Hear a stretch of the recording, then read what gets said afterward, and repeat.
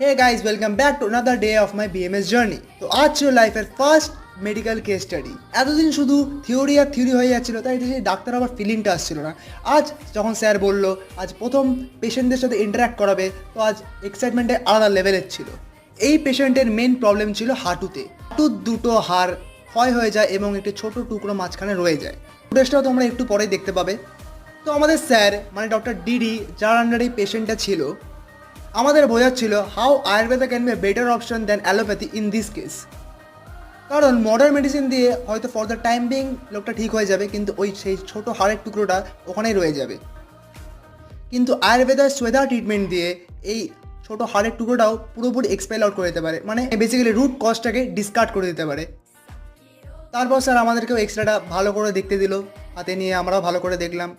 তো আজকের দিনে দাঁড়িয়ে আয়ুর্বেদা ক্যান ডু আ লট, যেটা অনেক মানুষেরাই জানে না।